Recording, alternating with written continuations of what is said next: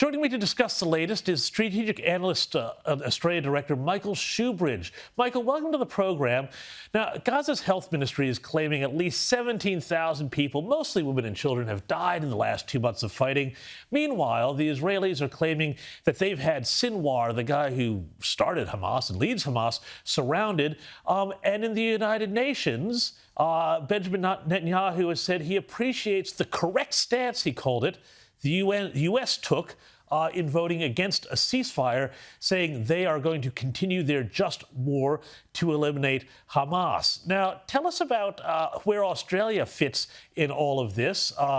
Penny Wong has been in the news on this, and where this conflict is now going to go. Is it an endgame now for Hamas, or is it going to be a much more protracted conflict?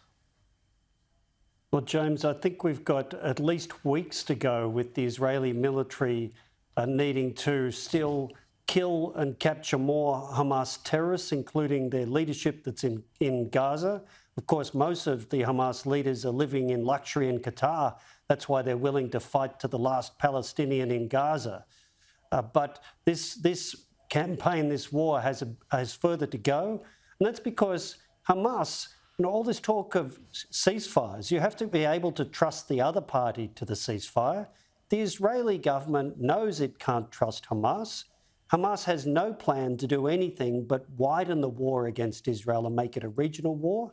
And they're willing to inflict enormous suffering on the Palestinian people to achieve that aim. Now, has Hamas fundamentally miscalculated in all of this? I mean, the thing that people never say is that you could have a ceasefire tomorrow if they just released all the hostages, but that's not going to happen. Have they misinterpreted Israeli resolve and the fact that they seem to be willing to keep finishing this fight to the end, no matter what, a lot of very noisy people in world opinion have to say? Yes, I think you're right, James. I think Hamas miscalculated in two ways. The first way was what you're talking about. They thought the wider world might pressure the Israelis more effectively and stop the Israeli Defense Force from dismantling Hamas and its terrorist infrastructure in Gaza. That has not happened. The Israelis are doing what they must do to return security to Israel. The other big mistake that Hamas made was to believe all their fellow travellers, the Iranians, Hezbollah, the Iranian-backed proxy in Iran, and the Iraqi pro-Iranian, pro-Hezbollah groups in Iraq and Syria. The only people that have really come to Hamas's side in any meaningful way are the Houthi rebels in Yemen, who have been firing missiles and using drones in the Red Sea. Yeah, I want to ask you, too, about Iran here, because it seems like they're playing a very interesting strategic game here. Obviously, the threat of them jumping in here is always ever present, but they seem to realize that that would create some sort of existential crisis for their own regime, or am I reading that wrong?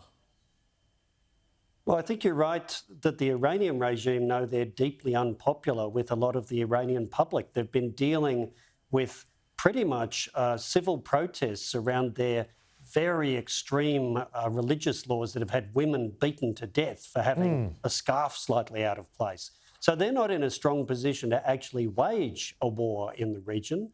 And that's why they've been calibrating what they've been doing very carefully. And they must be looking at the amount of destruction in Gaza and thinking, we don't want that here. And tell me about these Houthi rebels in Yemen. How much control does Iran have over them? Because they seem to be disrupting shipping and commerce in a very critical part of the world here.